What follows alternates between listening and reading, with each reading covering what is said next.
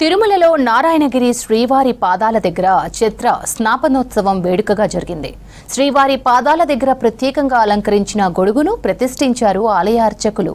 పూజా సామగ్రి, పుష్పాలు, నైవేద్యం, గొడుగుతో మంగళ వాయిద్యాల నడుమ ఆలయ మాడవీధుల మీదుగా మేదరమిట్ట నుంచి నారాయణగిరికి చేరుకున్నారు అర్చకులు. శ్రీవారి పాదాలకు తిరుమంజనం చేశారు. తర్వాత పాదాలకు అలంకారం, పూజలు చేసి నైవేద్యం సమర్పించారు.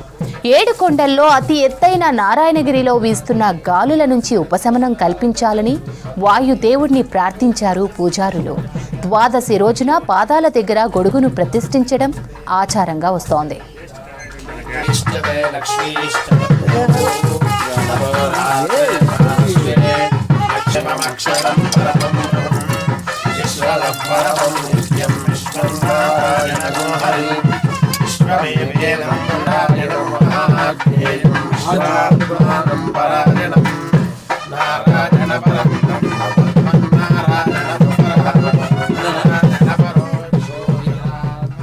తిరుమలలో నారాయణగిరి శ్రీవారి పాదాల దగ్గర చిత్ర స్నాపనోత్సవం వేడుకగా జరిగింది. శ్రీవారి పాదాల దగ్గర ప్రత్యేకంగా అలంకరించిన గొడుగును ప్రతిష్ఠించారు ఆలయ అర్చకులు.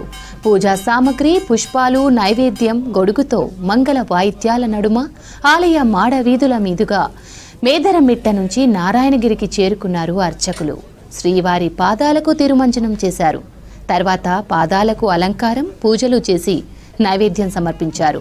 7 కొండల్లో అతి ఎత్తైన నారాయణగిరిలో వీస్తున్న గాలుల నుంచి ఉపశమనం కల్పించాలని వాయుదేవుణ్ణి ప్రార్థించారు పూజారులు.